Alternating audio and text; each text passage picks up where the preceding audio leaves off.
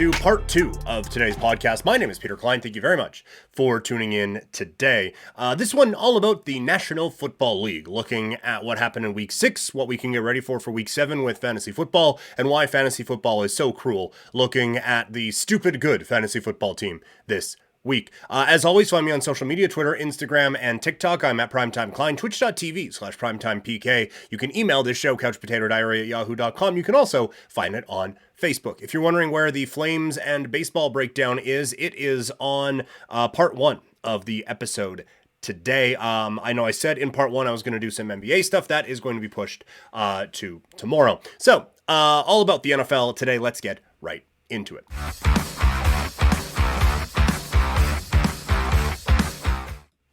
All right, the big story of the weekend, I think, is obviously the top 2 teams in the league, or 2 of the top 2 teams in the league anyway, stumbling through this one as the 49ers and Eagles each lose. I don't think that there's a whole lot groundbreaking here or anything like that. Honestly, I think the more interesting part of both of these is the teams that won. From the San Francisco-Cleveland standpoint, for the 49ers, you would have liked Purdy to have shown up a bit more in a weather game, but I think we have enough runway from him that you can kind of write it off as, okay, that was just a bad game against a good defense. Let's see what he does in the next one. Like, I don't think you can put too much into this necessarily. There's concern, like Christian McCaffrey a little bit banged up. We'll be addressing that in the Fantasy Football Waiver Wire segment a little bit later on. But McCaffrey being banged up is certainly a concern.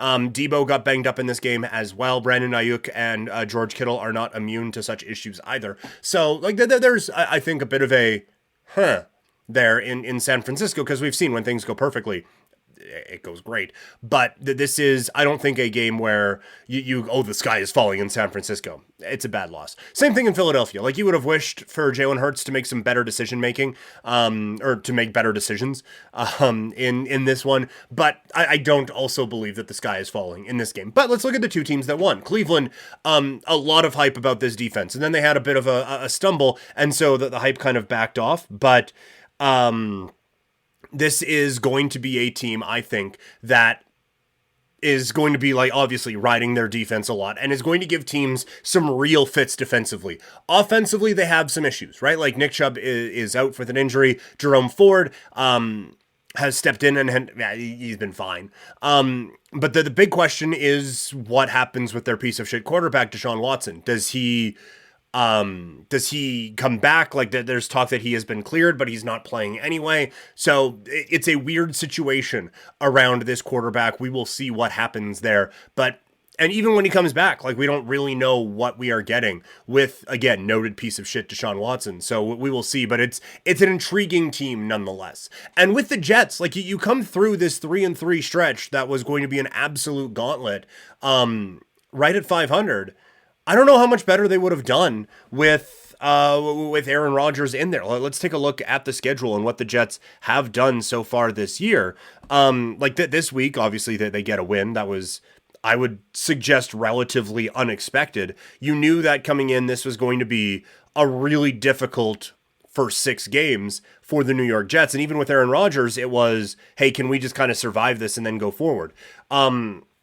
Week 1 against the Bills, like, you get the win in that one. That's a bit of a surprise. Week 2 against the Cowboys, I don't know if Aaron Rodgers is beating them anyway. Week 3 against the Patriots, you're probably getting. Like, so you're 4-2 instead of 3-3. But, I mean, I don't even know, like, if you were to go back and replay the schedule, like, does Buffalo play that badly in that one? The Jets hang with the Chiefs, but I think that was kind of best case scenario for them in that one. Then they beat the Broncos, and now they beat the Eagles. So I don't think that they're that much further behind now going into this part of the schedule here, where if they would have had Aaron Rodgers, or compared to what they would have had with Aaron Rodgers. Now coming up for them at the Giants, which is really a home game when they come off of the bye, getting ready for Week 8. Then it's home Chargers, at Raiders, at Bills, home Dolphins. So that could be another, like, 3-2 stretch for them. That this could legitimately be a team that hangs around for a playoff spot. And again, it's all based on what that defense can do. And we were worried that maybe this is a bit of just an average defense after a couple of shaky outings following a win over Buffalo. But this team is, I think, for real. I still don't buy the quarterback.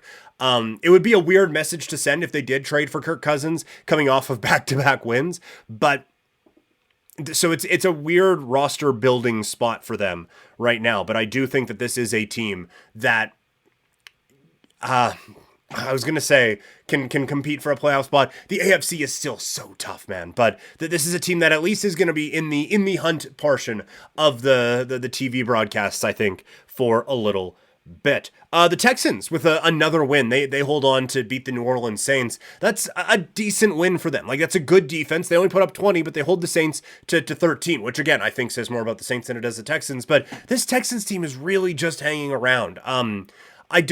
I'm not rushing to the window to put in a division bet on them or anything like that, because I think once they start playing better teams, then this is going to be maybe something that kind of goes up in their face. But they have been, I think, a lot better, certainly a lot better than I thought they were going to be. I wasn't sure they'd get to 3 wins all season.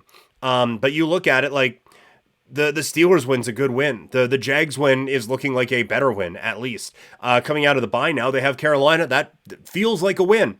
Then home Buccaneers, that doesn't. At the Bengals, but home Cardinals, then a big one against the Jags. Like, it's not an overly daunting schedule the rest of the way for the Houston Texans if they want to try to squeak in. A team that isn't going to squeak in, the Miami Dolphins, with just another annihilating performance of Carolina. Like, this offense certainly treats bad teams like bad teams. On the flip side, the Bengals squeak out a win against the Seahawks. That's a tough one for Seattle to fall against the Bengals, but Cincinnati, the more they can kind of squeak by here, before their bye week, I think next week, the better they're going to feel. The Bills survive a scare against the New York Giants. That was not a pretty football game at all. They should feel zero confidence coming out of it, but they come away with a victory there. The Giants, that's just such a missed opportunity. There's been some talk like Tyrod Taylor has come out and run this offense better. He had Saquon Barkley, and Daniel Jones didn't, so I don't want to read too much into that. And then Monday Night Football, the Chargers kind of feel screwed. They fall to the Cowboys 20-17. They have a matchup against the Chiefs this week where Kansas City's favored by 5.5. They drop that one. All of a sudden they're 2-4. And right now they're behind the Raiders in the division, who sit at 3-3. I think that seat is getting hotter and hotter under Coach Staley, personally. So that is the story from the NFL this week, a bit rapid fire for you. Now let's get into fantasy football. Waiver wire pickups this week. At the quarterback spot, I'm going Sam Howell, Washington quarterback, taking on the New York Giants, a defense that stepped up in some ways against the Buffalo Bills, but the larger sample size is that this is a football team that is not good at defending. And so I think Sam Howell can take advantage of that. At the running back spot, Keontae Ingram got a bit more of that backfield than I think some people were expecting. He has Seattle this week, and then the 2 running backs out in San Francisco, Elijah Mitchell at 28% owned and Jordan Mason at 7% owned. Mason is kind of just a bowling ball who he kind of seems like the type that just kind of gets what's blocked for him, which luckily in San Francisco is a lot. Elijah Mitchell, I think, is a bit more of a dynamic player. I think that if he were in a different situation, he'd be a every week fantasy play, but he's just backing up the best running back in the world right now. So I think those are 2 very viable options for fantasy football this week. At wide receiver, it is Curtis Samuel. We're pairing him up with Sam Howell. That's quite the stack to be celebrating. Just go with Howell and Samuel and win your week. Also like Josh Downs at 33% owned as a favored target out in Indianapolis. At tight end, it is Jonnu Smith, 19% owned. Yes, he's the second tight end in Atlanta. They have Tampa Bay this week, and he just keeps getting 5, 6, 7 targets a week. And when you look at what's available in the waiver wire, like maybe you want to go Musgrave, but that offense feels like it's taken a step back. Maybe they're improved coming out of the bye week, so maybe you could go with him as well. But Jonnu Smith is getting more opportunities than some of these other tight ends are getting, and I think that is a reason for a speculative ad anyway. And now this last one is painful to say, but I think the streaming defense this week might be the Raiders going up against a Chicago Bears team who you don't know who they are playing at quarterback this week. So it's going to feel ugly. Definitely don't watch the game. But that might be the play to make here this week is the Raiders. So the picks again to recap: Sam Howell as the streaming quarterback at 38% owned, Keontae Ingram at 20% owned running back along with Elijah Mitchell and Jordan Mason. Wide receiver Curtis Samuel 34% owned, Josh Downs 33% owned. At tight end Jonnu Smith, and defense and special teams the Raiders and the Bears. Those are the fantasy pickups for this week. Now we get into what I'm now calling the stupid good fantasy football team of the week. It's not, man, this team's stupid good. It's it's a stupid team, and it did well. We look at some of the fantasy football players who came up with big performances this week despite being owned in minimal leagues. We don't necessarily have a cutoff. This week, admittedly, a couple of them are a little higher than we've normally gone, but that's the way she goes sometime. At quarterback, we start with Desmond Ridder. The Atlanta quarterback has struggled at times this year, but despite being just 8% owned, came up with 19.08 fantasy points this week. At running back, Salvan Ahmed with 9.4 fantasy points, 21% owned. Big performance for the Dolphins. And then Jordan Mason, third string running back for San Francisco. But if you played him, you're doing fantasy wrong, but he gave you 8.7 fantasy points. At wide receiver, Kendrick Bourne, 17% owned, 9.3 fantasy points. And Darius Slayton, who's apparently still in the league, 6.9 fantasy points, 2% owned. At tight end, talked about him in the waiver wire segment, Jonnu Smith, 19% owned, 9.6%. And we're going 2 tight end set because our flex is someone named Brenton Strange, 0% owned, 8.7 fantasy points.